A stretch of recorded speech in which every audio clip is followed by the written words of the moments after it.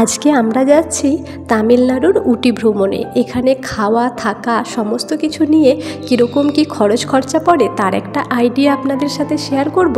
এর সাথে সাথে এই উটি জায়গাটা ঠিক কীরকম সেটাও কিন্তু আপনাদের সাথে কিছু ক্লিপের মাধ্যমে আর গল্পের মাধ্যমে তুলে ধরবো। হ্যালো এভরিওয়ান, আসসালামু আলাইকুম। কেমন আছেন সবাই? আশা করব যে যেখান থেকে আমার ভিডিওটা দেখছেন প্রত্যেকে খুব ভালো আছেন আর সুস্থ আছেন।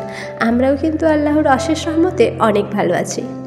যারা বেড়াতে ভালোবাসেন আর এই পাহাড় দেখতে চান আর আপনাদের কাছে হয়তো কোনো আইডিয়া নেই যে এখানে আসতে গেলে এক্স্যাক্টলি কতটা খরচ পড়বে, তো তাদের জন্য এই ভিডিওটা।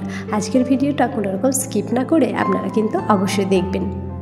আজ 18ই অক্টোবর শনিবার, এখন ঘড়িতে বাজে 9টা মতো। তো আমাদের ট্রেনের টাইম ছিল 6:45-এ।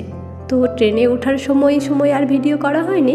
এটা একটু লেটে যখন আমরা ব্রেকফাস্ট করছি তখন ভিডিওটা স্টার্ট করেছি। আসলে অনেকটা সকাল বেরিয়েছিলাম, সেরকম কিছু খাওয়া হয়নি, জাস্ট চা বিস্কুটটা খেয়ে বেরিয়েছিলাম। আর বেটুর জন্য এখানে সুজি করে নিয়ে এসেছি, বেটুকে একটু সুজিটা খাইয়ে দেবো। আর আমাদের জন্য নিয়ে এসেছি কিছু নাস্তা। বেটুর খাওয়ার পরে কিন্তু আমরা খাওয়া দাওয়া করব। আর এখান থেকে ঘুরে বেরিয়ে আসার পরে ভীষণভাবে ঠান্ডা লেগে গেছে, সেই জন্য ভয়েসটা একটু অন্যরকম হচ্ছে।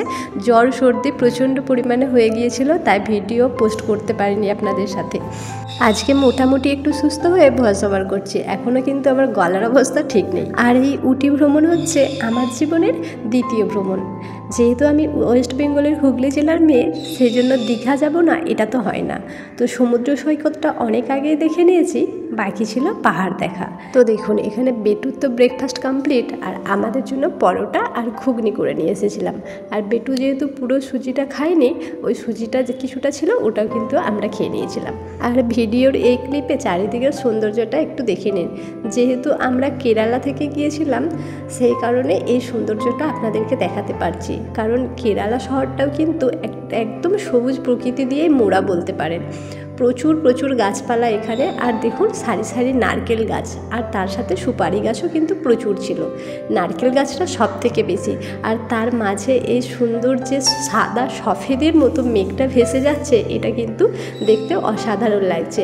ক্যামেরাতেও যথেষ্ট সুন্দর লাগছে, আর সামনে থেকে তো এত ভালো লাগছিল যেটা ভাষাতে প্রকাশই করা যাবে না। আর এই কয়েকদিন ধরে প্রচুর পরিমাণে বৃষ্টি হচ্ছে। দেখুন চারিদিকে কিন্তু প্রচুর জল জমে গেছে, এত বৃষ্টি হয়েছে। ভাবছিলাম হয়তো বৃষ্টি হওয়ার পরে মেঘাচ্ছন্ন পরিবেশে ঠিক এই প্রকৃতিটা এতটা ভালো লাগবে না, কিন্তু বৃষ্টির পরেও প্রকৃতিটা অসাধারণ লাগছে, কারণ প্রকৃতি সবসময় সুন্দর। আর দেখুন এখানে আমার বেটু কিন্তু ভীষণ ঘুম দিয়েছে। দুপুরে খাওয়ার পর ও কিন্তু বেশ লম্বা চওড়া একটা ঘুম দিয়ে নিয়েছে। আসলে আজকে তো অনেকটা সকাল উঠতে হয়েছিল, যেহেতু ও অত সকাল ওঠে না, সেই জন্য একটু ওর প্রবলেম হচ্ছিল। ও কিন্তু খাওয়া দাওয়া করে অনেক তাড়াতাড়ি শুয়ে পড়েছিল। আর যেহেতু আমাদের নামবারও সময় হয়ে গেছে, সেই জন্য ওকে একটু জাগাবোই ভাবছিলাম। তো তার আগে দেখি ওর ঘুম ভেঙে গেছে, তবুও যেন ওর উঠতে ইচ্ছে করছে না।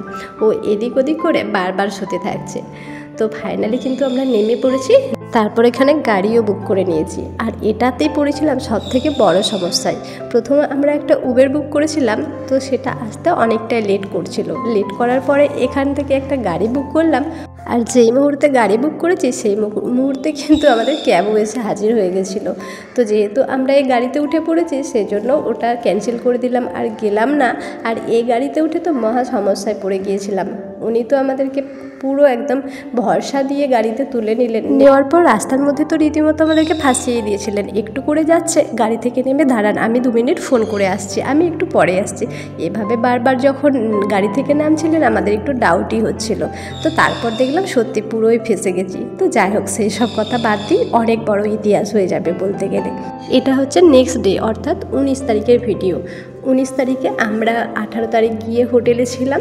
থাকার পর 19 তারিখ যেসব ট্যুরিস্ট বাসগুলো থাকে, ওই বাস আমরা বুক করেছিলাম। তো ওই বাসে করে আমাদেরকে টোটাল 12টা জায়গা ঘোরানোর কথা ছিল। তো তার মধ্যে এটা কিন্তু একটা জায়গা। প্রথমে আমরা এখানটাতে এসেছিলাম। আমাদের গাড়ির টাইম ছিল সকাল 9টা, সকাল 9টা থেকে বিকাল 5টা পর্যন্ত আমাদেরকে ঘোরানোর কথা ছিল। আর প্রত্যেকজনের কিন্তু 300 টাকা করে টিকিট ছিল। এক একজন, আপনারা যতজন যাবেন একজনের 300 টাকা টিকিট আপনাদেরকে সারাদিন ঘোরাবে। তো এই জায়গাটা হচ্ছে উটি বোট হাউস। এই পুরো এরিয়াটার মধ্যে ছিল এই যে এরকম একটা বাগান, আর তার সাথে যেই ওই গার্ডেনটা দেখলেন শুধু ফুলের গাছ, ব্যাস ওটা, আর তার সাথে ছিল এই লেকটা। তো এখানে কিন্তু অনেকেই বোটিং করছিল, আর আমার বেটু যেহেতু ছোট আর ভীষণভাবে দুরন্ত, সেই জন্য আমরা আর এখানে বোটিং করিনি। তো কিছুটা ক্লিপ এখানে নিলাম, সবাই বোটিং করছে, আর লেকটা ঠিক কতটা সুন্দর আর লেকের চারিদিকের ভিউটা একটু আপনাদেরকে দেখিয়ে দিলাম। আর এই যে ফ্যামিলিটাকে দেখতে পাচ্ছেন সামনে নৌকায় চড়ছে, তো ওনাদের সাথে আমাদের বাসেই আলাপ হয়েছিল।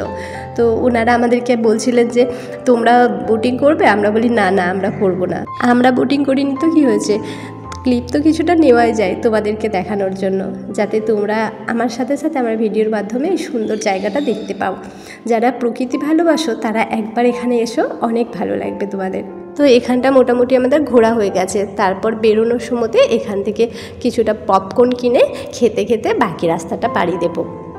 আর এখানে না একটা টাইম লিমিট থাকে, যেহেতু আমরা বাসে করে আসছি, তো পুরো জায়গাটা কভার করার জন্য কিছু টাইম বেঁধে, কিছু নয় মানে প্রতিটা জায়গাতেই টাইম বেঁধে দেয়, 15 মিনিট, আধা ঘন্টা, যেখানে যেরকম কিছু দেখার আছে সেই অনুযায়ী কিন্তু একটা নির্দিষ্ট টাইম বাঁধা থাকে। তো এখানটায় যেহেতু খুব বেশি কিছু ছিল না, যে কারণে এখানে আমাদেরকে 15 মিনিট মতো সময় দিয়েছিল। তো ব্যাস 15 মিনিট আমরা ঘুরে নিলাম। আর যারা বোটিং করছিল তার জন্য তো 15 মিনিটে হয় না, তো একটু সময়টা বেশি লাগে, বলেছিল 15 মিনিট, যেটা হয়ে গেছিলো 20-25 মিনিট মতো।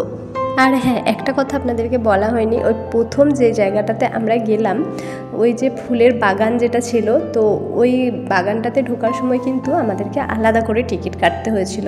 এখানে আপনি যতগুলো জায়গাতে যাবেন প্রত্যেকটা জায়গাতে কিন্তু আপনাদেরকে আলাদাভাবে টিকিট কাটতে হবে। আর এখানে টিকিট চার্জ কিন্তু খুব একটা বেশি ছিল না, ওই 50-100-র ভেতরেই ছিল। জায়গা অনুযায়ী এখানে চার্জ নির্ধারিত করা আছে। এরপর আমরা যেখানে যাব এই জায়গাটার নাম সম্ভবত টেলিস্কোপ হাউস। আসলে অনেকগুলো জায়গায় গিয়েছিলাম, আর প্রত্যেকটা জায়গার তো ওনারা নাম বলছেন না, একটা চার্ট দিয়েছিলেন যার মধ্যে সমস্ত নাম কিন্তু লেখা ছিল।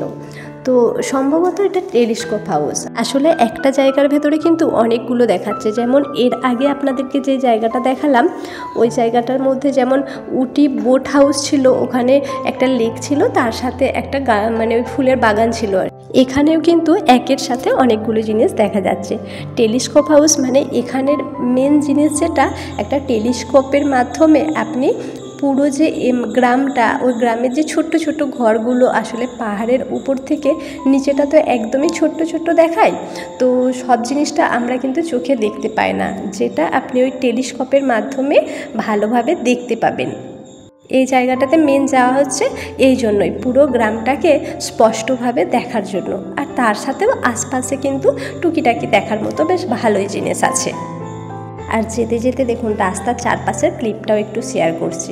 আর এরপর আমরা পৌঁছে গেছি। এই দেখুন, এই যে পাহাড়ের নিচে ছোট্ট বাড়িগুলো দেখতে পাচ্ছেন না, আপনারা যেরকম ক্যামেরাতে দেখতে পাচ্ছেন, আমরাও কিন্তু সামনে থেকে ঠিক এরকমই দেখছিলাম, একেবারেই ছোট্ট দেখাচ্ছিল।